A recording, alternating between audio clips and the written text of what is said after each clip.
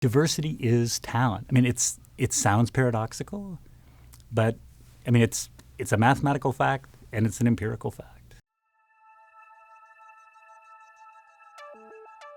People who think differently than you actually add a lot of value. How can we use our differences in some way to actually do the things we'd like to do better? The central premise of the book is that when you're dealing with a complex task, that diversity actually is a form of ability, that diversity produces a bonus. So sort of in simple terms, that 1 + 1 can equal 3, but only if the two ones are different. That's the bonus. I hang out with scholars of complex systems, physicists, biologists, economists, philosophers, and one of the things that we study and find is that in complex spaces like economies or in the brain or in an ecosystem, that diversity has all these functional properties. It makes systems better. So diversity makes systems more innovative, more robust, more adaptive. It's a good thing.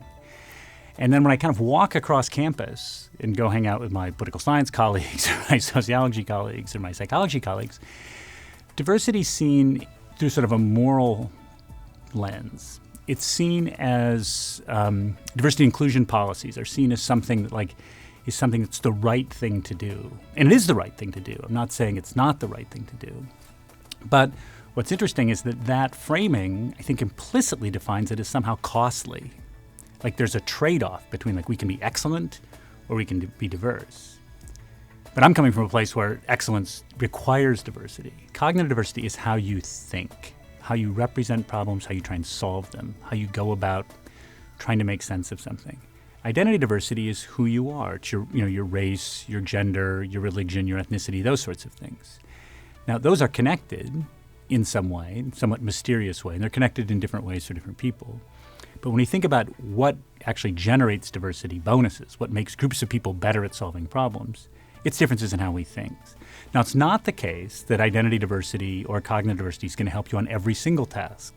It helps you more on the more complex things are, the more high-dimensional things are, the more a problem has different ways of looking at it, the more you're going to get the more there's the potential for the diversity bonus. But you want to think of diversity as an asset, right? So something, if you've got it in-house and you've got it in an inclusive environment, you can sort of use it when you need it. In a knowledge-based economy, we have now 30 years of data showing teams win, teams win, teams win. It's academic research, whether it's investing, even in songwriting, teams beat individuals, and diverse teams beat homogeneous teams. So the challenge is going to be, I think, for anybody running any organization in the knowledge economy is how do you create the most effective diverse team?